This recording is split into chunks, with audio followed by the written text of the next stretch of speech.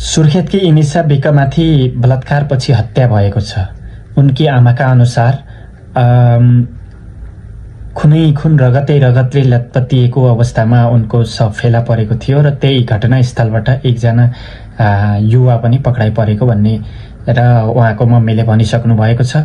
र यस्ता बलात्कार गर्ने दोषीहरूलाई कडाभन्दा कडा कारबाहीको व्यवस्था पनि गर्नुपर्दछ, किनभने जेलमा हालेर मात्र हुन्न, यिनीहरूलाई एउटा कडा एकदम नियम ल्यायो भने मान्छेले धेरै सोध्छ के गर्नभन्दा अगाडि ल्याए मलाई पक्रियो भने त मलाई यस्तो गर्छ भन्ने कुरा सोध्छ। त्यसले गर्दाखेरि अहिलेको अब बन्ने सरकारले मलाई लाग्छ राम्रो कानुन ल्याउनेछ र यो बलात्कार गर्ने बलात्कारीहरू र बलात्कार गरिसकेपछि मार्नेहरूलाई यिनीहरूलाई पनि फाँसीको सजायको व्यवस्था हुनुपर्छ। नेपालमा पनि त्यति कानुन त बनाउनै पर्छ, किनभने यो त अति भइरहेछ। बालबालिकाहरूमाथि यस्तो अपराध हो। यो छोरीहरूलाई सुरक्षित रूपमा बाहिर निस्किन उनीहरूलाई सुरक्षै छैन के। कति बेला कहाँ आफ्नै गाउँका दाजुभाइले यस्तै गाउँकाले जो सक्छन् कति बेला मार्छन् भन्ने थाहै छैन।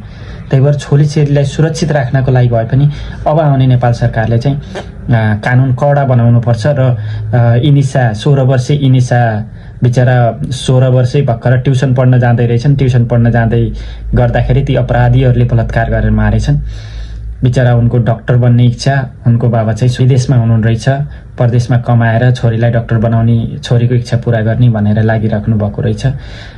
उहाँलाई पनि अब पीडा भएको छ, सबैलाई पीडा भएको छ। तर यस्तो एउटा नारीहरूलाई यस्तो गलत काम गरेर मार्ने काम गरेका अपराधीलाई कानुनको कठघरामा चाँडै पक्राउ त परिसकेछन्, तर पनि यिनीहरूलाई अलि राम्रै कानुन लगाउनु पर्छ भन्ने मलाई लाग्छ।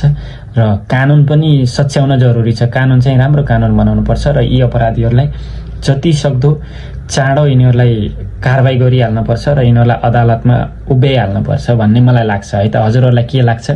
हजुरहरूको राय राख्नुहोला र कमेन्ट गरेर भिडियोलाई सक्दो सेयर गरिदिनु होला।